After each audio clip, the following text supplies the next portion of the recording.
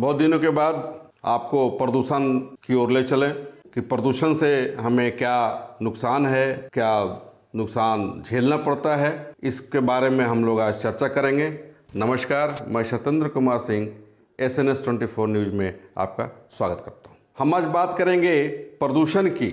जो पिछले दिनों हम लोग चर्चा कर रहे थे कि प्रदूषण के कारण हमारा न केवल स्वास्थ्य बिगड़ता है बल्कि हम कई बीमारियों के शिकार भी होते हैं। लोगों को चलना दूभर हो जाता है। दिल्ली की स्थिति आप देख ही रहे हैं। दिल्ली तो छोड़ दीजिए, देश की राजधानी है। हम बात करें बिहार में, बात करें यूपी की, बात करें हम झारखंड की, झारखंड में कोयलांचलों की, जहाँ कोयला क्षेत्र है, इंडस्ट्रीज़ है, न केवल कोयला ही नहीं बल्कि अन्य इंडस्ट्रीज़ जहाँ जहाँ भी हैं, चाहे वो स्टील प्लांट हो, चाहे वो विद्युत प्लांट हो, किसी भी प्लांट में अगर आप आसपास रहते हैं, प्लांट के आसपास, तो वहाँ पे आप प्रदूषण से ग्रसित हैं।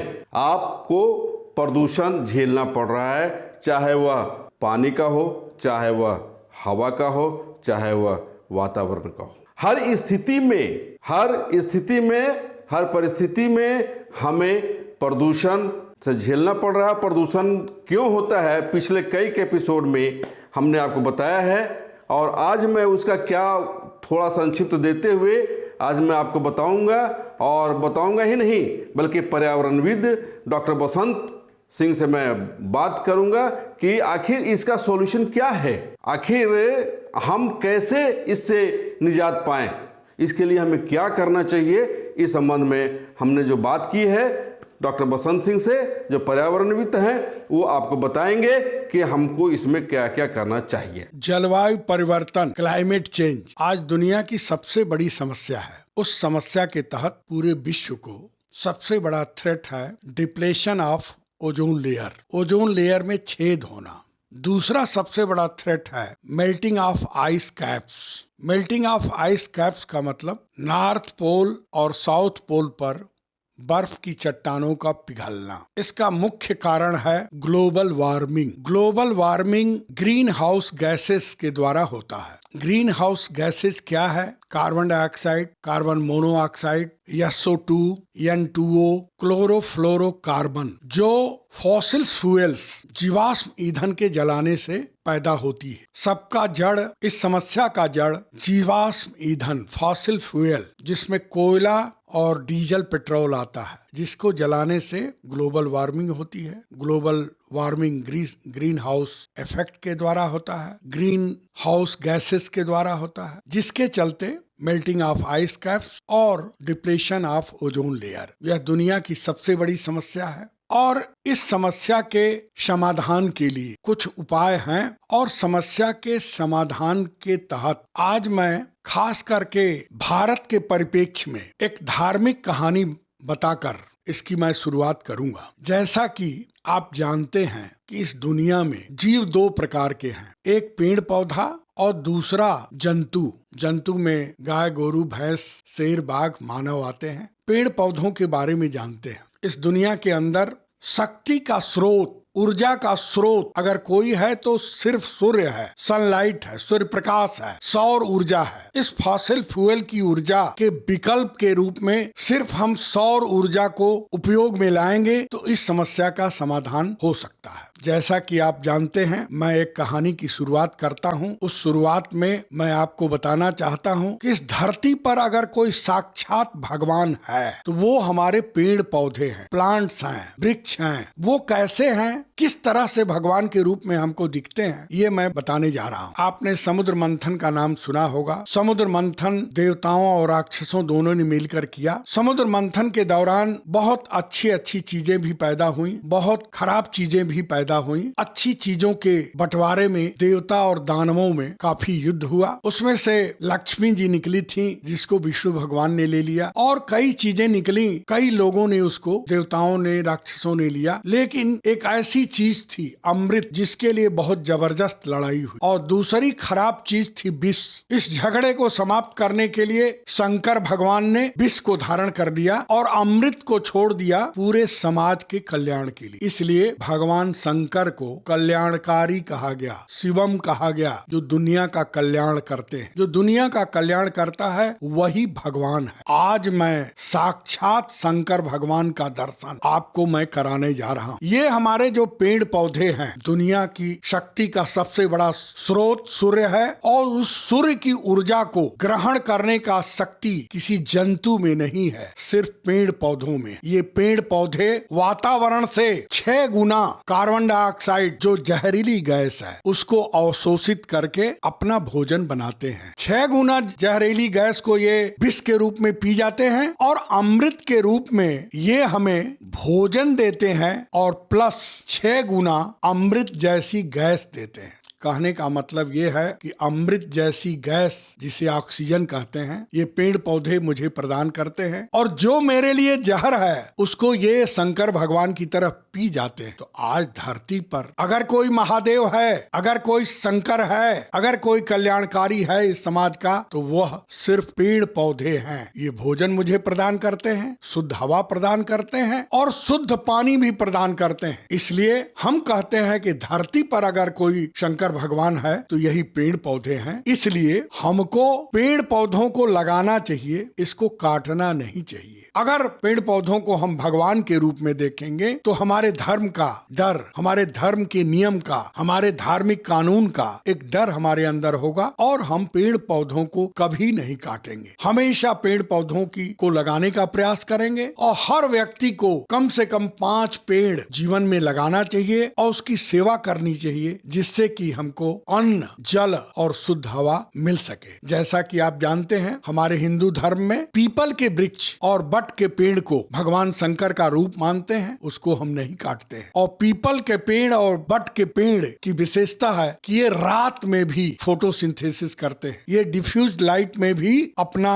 भोजन बनाते हैं। तो ये दिन रात हमें ऑक्सीजन देते हैं। और जो वृक्ष होते हैं सिर्फ दिन में देते हैं, लेकिन पीपल और बट का वृक्ष हमें रात में भी ऑक्सीजन देता है, शुद्ध ऑक्सीजन, जो अमृत जैसा गैस है। तो पहला समाधान तो यही है कि हम पेड़ लगाएं, हम पेड़ को बचाएं, पेड़ की सुरक्षा करें, पेड़ की सेवा करें, और पेड़ पौधों को हम शंकर भगवान के रूप में माने और जाने। ये पहला समाधान है। दूसरा समाधान यह है कि आज की तारीख में सबसे ज्यादा फॉसिल फ्यूल, कोयले का उपयोग बिजली बनाने में होता है, और बिजली बनाने में जो कोयले का उपयोग होता है, तो बिजली तो हमको मिलती है, एक शक्ति मिलती है, लेकिन इससे हमको ग्रीन हाउस गैसेस पैदा होती हैं, कार्बन डाइऑक्साइड, सल्फर डाइऑक्साइड। तो इससे हमारा वातावरण दूषित होता है। इसको समाप्त करने के लिए विकल्प के रूप में हमारे पास सौर ऊर्जा है, सनलाइट। अगर सौर ऊर्जा को हम बिजली में परिवर्तित करें, इसके लिए तमाम सारे देशों की लगातार हर 2 साल 4 साल पर विश्व लेवल की एक मीटिंग होती है, और विश्व लेवल की मीटिंग में ये तय होता है कि कैसे हम प्रदूषण, कैसे पर्यावरण का प्रदूषण हम समाप्त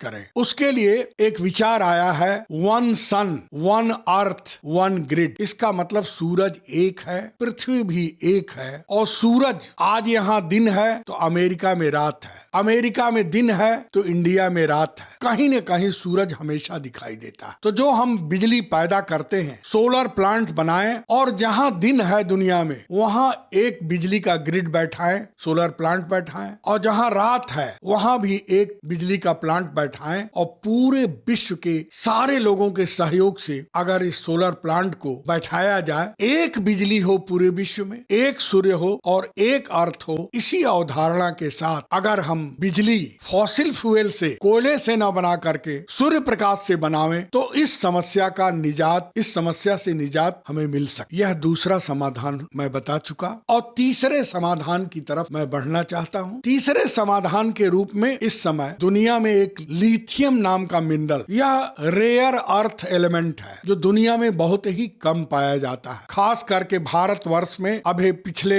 4 महीने पहले कश्मीर के एक सलाल नाम के गांव में 57 lakh ton metric ton lithium का भंडार मिला है और इस लिथियम से लिथियम आयन बैटरी बनता है, जिसको हम चिप्स या माइक्रो चिप्स बोलते हैं। अभी पूरी दुनिया में ये चिप्स बनाने की क्षमता सबसे ज्यादा चाइना में है, उसके बाद अमेरिका में है, रूस में है। तो भारत भी उस क्षेत्र में आगे बढ़ रहा है लिथियम बैटरी बनाने के दिशा में। और मेरा ये मानना है कि अगले 10 साल में लिथियम आयन बैटरी से ही हमारे जितने भी व्हीकल हैं, मोटर हैं, हवाई जहाज हैं, ट्रेन हैं, ये सारी चीजें भविष्य में लिथियम आयन बैटरी से चलेंगी। अगर इसमें हम कामयाब होते हैं, सक्षम होते हैं, योग्य होते हैं, दुनिया के वैज्ञानिकों का एक साथ एक तरह से अगर खोज किया जाए तो इसमें हमें सफलता प्राप्त होगी। अगले 10 सालों में लिथियम आयन बैटरी के द्वारा और सोलर प्लांट के द्वारा हम फॉसिल फ्यूल जो ग्रीन हाउस गैसेस पैदा करते हैं, जिससे ग्लोबल वार्मिंग होती है, जिससे हमारे पूरे विश्व को खतरा है, उस खतरे से हम निपट सकते हैं। तो इस तरह से 3 समाधान हमने बताया। एक, जंगल को बचाना, पेड़ पौधों को लगाना। दूसरा, पूरी दुनिया में सोलर प्लांट, सौर ऊर्जा का उपयोग करना, सौर ऊर्जा की तरफ आगे बढ़ना। और तीसरा है लिथियम आयन बैटरी का उपयोग करना। अगर इस तरह से इन तीनों विकल्पों पर हम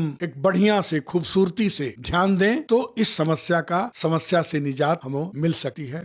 कहा भी कि जंगल लगाना चाहिए, पेड़ लगाने का मतलब कि जंगल लगाना चाहिए। और आज की तारीख में जितने भी टेक्नोलॉजी और जितना भी इंडस्ट्रीज वगैरह का जो इस्तेमाल हो रहा है, तो इंडस्ट्री का अगर उपयोग हम करते हैं, इंडस्ट्री बैठाते हैं, तो निश्चित तौर पे या तो इंडस्ट्री रहेगी चाहे जंगल रहेगा। तो ऐसी स्थिति में क्या करे गवर्नमेंट या क्या करे लोग? ऐसी स्थिति में हमारे जंगल को नहीं काटने के लिए अंतर्राष्ट्रीय कानून है और राष्ट्रीय कानून है। इन दोनों कानूनों का पालन करें और सबसे पहले आम जनता को इसके प्रति जागरूक करें कि पेड़ पौधे ही मेरे भगवान हैं, पेड़ पौधे ही मेरे जीवन है। अन्न हम प्राप्त करते हैं पेड़ पौधों से, फल हो चाहे अन्न हो, भोजन वही देते हैं। शुद्ध ऑक्सीजन, अमृत जैसा ऑक्सीजन वही देते हैं। और शुद्ध जल भी पत्तों से अपने जल को जो वाष्पीकरण करते हैं, उसी से बादल बनता है और बादल का जो पानी बरसता है वही हम पी सकते हैं। इसलिए जब तक हम जनता को अपने अंतर्राष्ट्रीय कानूनों के द्वारा, राष्ट्रीय कानूनों के द्वारा जंगल को बचाने के लिए जो कानून है, पेड़ पौधों को सुरक्षित करने के लिए कानून है, और जो हमारा धार्मिक कानून है कि इसको हम ईश्वर मान लें, इसको हम भगवान माने, यही जगत का कल्याण कर सकते हैं। दुनिया में कोई भी प्राणी पेड़ पौधों को छोड़ करके सूर्य की ऊर्जा को ट्रैप नहीं कर सकता है। और जब सूर्य की ऊर्जा को ट्रैप करने की क्षमता या रखने की क्षमता सिर्फ पेड़ पौधों के द्वारा है, तो पेड़ पौधे ही मेरे भगवान हुए। उनको अगर हम काटेंगे तो हम तो अपने आप को काटेंगे, अपने जीवन को काटेंगे। इसलिए सबसे पहले सब लोगों को जागरूक करना, उसके प्रति सतर्क करना, सजग करना और उनको बचाना, यही मेरा धर्म है, यही मेरा कर्तव्य है, यही मेरे लिए ईश्वर है और यही मेरे लिए सबसे बड़ा कल्याणकारी है।